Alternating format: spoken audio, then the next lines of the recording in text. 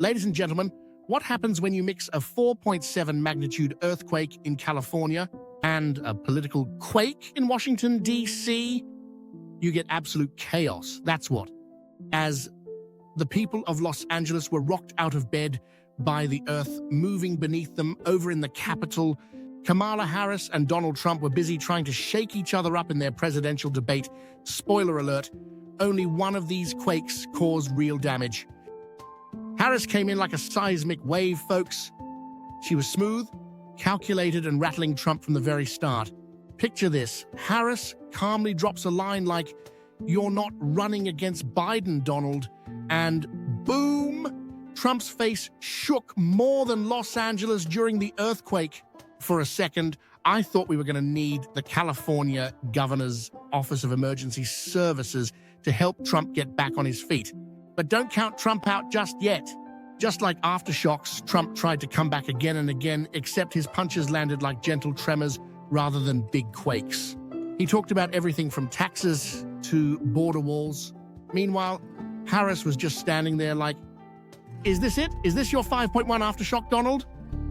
I swear the actual earthquake in Malibu was more convincing. And let's not forget about the moderators, folks.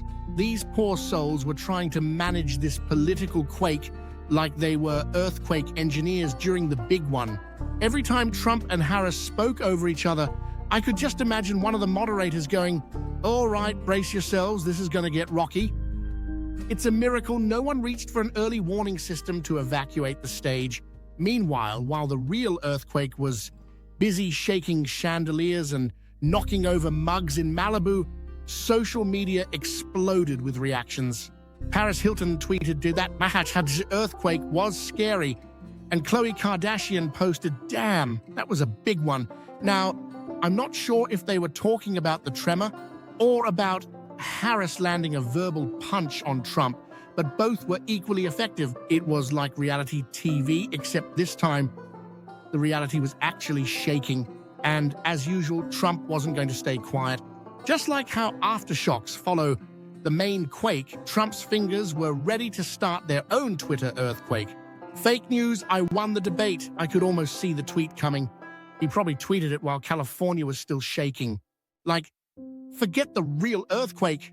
The real disaster here is Kamala Harris and her facts. But Harris, she was the unshakable force of the night.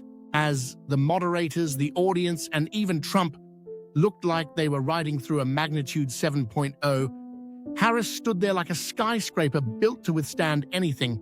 Nothing was moving her. Not Trump's interruptions, not his jabs, not even the occasional random fact check.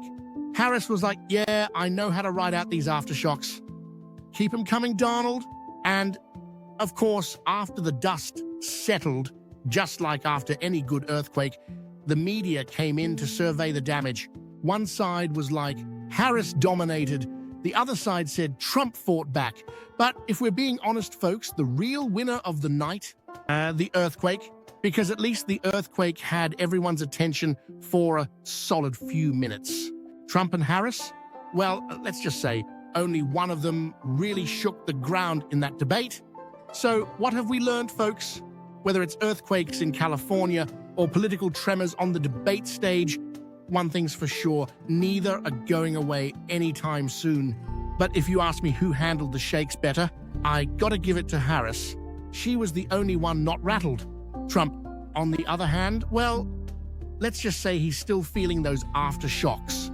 See you next time for another round of quakes and debates.